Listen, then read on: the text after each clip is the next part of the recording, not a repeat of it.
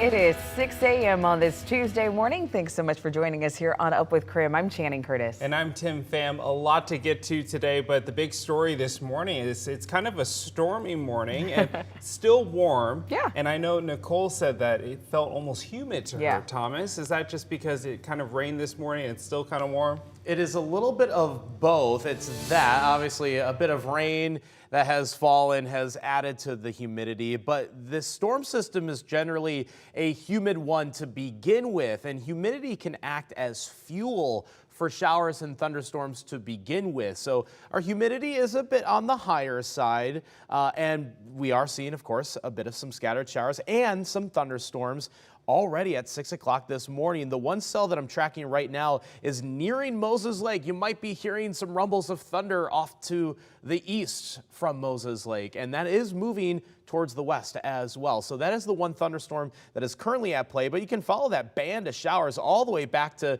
downtown Spokane, where it has been a bit of some on and off rainfall, but where it is raining, those raindrops seem to be a little bit bigger, a little bit thicker, and maybe a little bit wetter. Certainly caused our studios to get a good downpour earlier on this morning, and we are under flood watches until 10 o'clock tonight.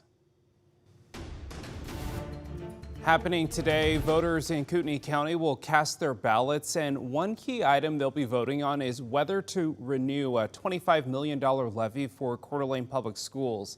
Up with KREM's Brandon T. Jones is live in the newsroom right now. And Brandon, this vote today is the second attempt at passing the levy, and a lot is on the line. Good morning. Yeah, good morning, Tim. That's right. Back in March, the levy failed by 2%. According to Coeur d'Alene Public Schools, 25% of the operating budget is at stake in this vote. If the levy fails, the district says over 100 jobs could be cut, and extracurricular activities like sports and electives could be cut as well. KREM 2 has been following this vote for months now. Many that are in favor of voting yes to pass the levy say it would be devastating if it fails. My 8th grader is going to be in high school next year, and he plans on participating in sports and extracurricular activities. This has hit him really hard. We talk about it every single day of what am I going to do next year, Mom, if there's no sports, and how are we going to make this happen, and what about those kids that are in arts and drama and band and all of it. Public Schools says it spends $1.5 million on extracurricular activities in today's election. Kootenai County voters will consider the levy without a perpetuity clause. This means even if it passes, the levy will be up for another vote in 2 years. Reporting live in the newsroom, Brandon T. Jones, KREM 2 News. Brandon, thank you. And in the meantime, the Lakeland School District is also trying to pass levies related to the budget. The first is a 2-year, $9.5 million supplemental levy. If it passes, the money will cover maintenance and operation items outside of the district's allotted funds. It will also cover nearly 2/3 of staff wages. Lakeland is also running a separate 2-year levy for building maintenance. That one is budgeted at $1.15 million. We are just hours away from a special session in Olympia. The session will get underway today as lawmakers try to pass a new drug possession law. So ahead of the session, state lawmakers unveiled a compromise on that law late last night. The bill would make knowingly possessing or publicly using drugs a gross misdemeanor on the first offense. The penalty would be up to 180 days in jail or a fine. Now, after 2 drug convictions, jail time could increase to nearly a year. Under the current law, which expires in July, people can only be arrested for drug possession on their 3rd offense. Democrats say the Senate plans to vote on this today. There's no word this morning, though, on the plan in the House. It is just about 6:05 here. Let's take a look at your morning rush. More news in less time. A Shoshone County man is in critical condition this morning after being attacked with an axe. Now, this all happened yesterday at a home in Wallace, Idaho. Police arrested a 39-year-old man in connection with the case. The man was not wearing any clothes at the time of his arrest. New from overnight, police are investigating this morning what led up to a SWAT standoff in Post Falls yesterday. Here's what happened. Police say they originally responded to complaints of a fight between a man and a woman at an apartment complex. When police got there, they heard a gunshot, and that is when the SWAT team was called in.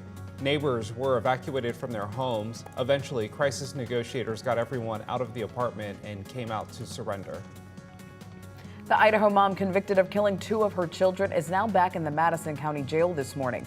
Lori Vallow-Daybell was transported back to Rexburg after a jury's guilty verdict on Friday. Her sentencing hearing will now take place in Fremont County in about 3 months. A new law is on the book in Washington state this morning. The new law increases the number of crisis response teams who can respond to someone in crisis, calling the 988 Lifeline. The law was signed by Governor Inslee yesterday morning, but it won't go into effect until next year. The governor says the bill continues the state's progress in implementing the 988 behavioral health crisis response and suicide prevention system. The expansion to the Kootenai County Justice Building could begin construction as early as September. It will add 3 new courtrooms and more office space for the Sheriff's Department. According to our news partners at the Coeur d'Alene Press, if the project begins on time, it could be finished by spring of 2025. And that's a look at your morning rush.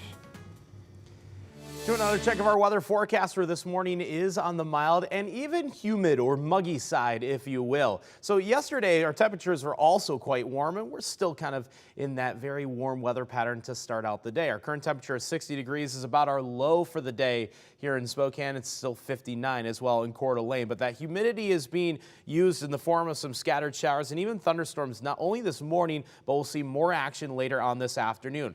Because of the numerous showers, storms, and just generally cloud cover, it's going to be not as hot for today, just upper 70s or low 80s for high temperatures. And there is the current Doppler radar with rain extending from Moses Lake back towards Spokane, a few scattered showers over Kootenai County, as well as we are going to be tracking these showers and storms all day long today.